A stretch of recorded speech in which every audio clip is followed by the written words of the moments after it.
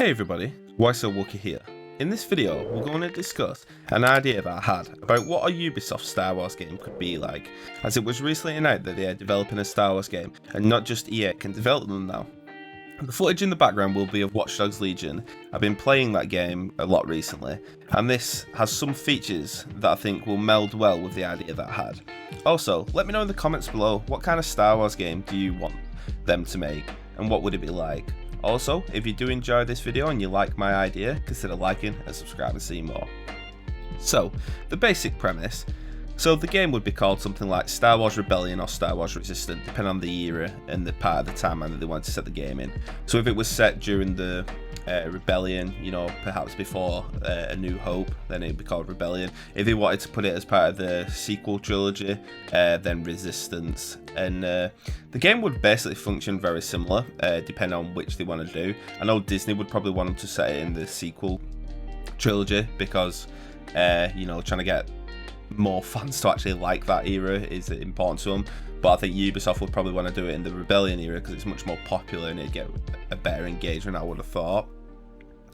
The game would start out with someone in the Rebellion giving you a mission to go out there and start resistance in a certain area, with the end goal to eventually goad in a Star Destroyer into the system to destroy it.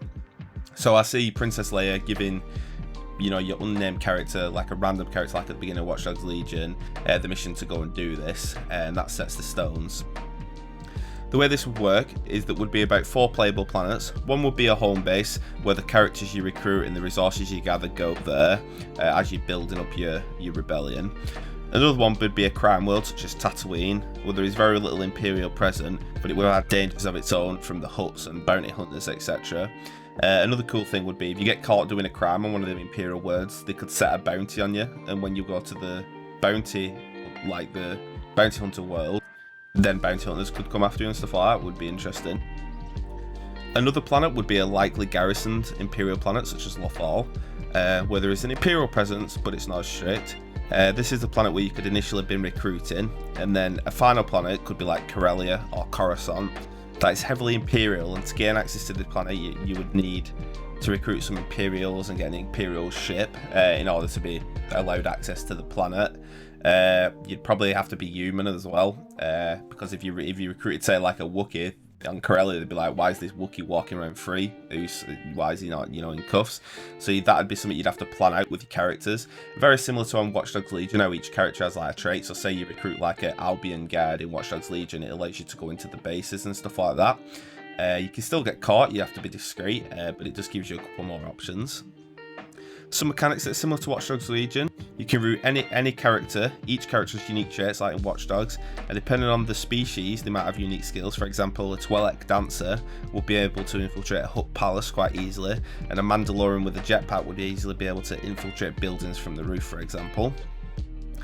Doing enough missions in an area could cause unrest. Once all planets achieve this status, this would then allow the Star Destroyer to be attacked. So it's like the whole area is starting to become rebellious, so they send in the Star Destroyer to, you know, quell that.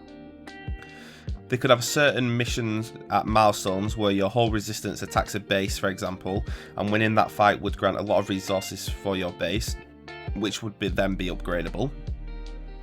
And that's it. That's the premise I thought about what a Ubisoft Star Wars game could be like.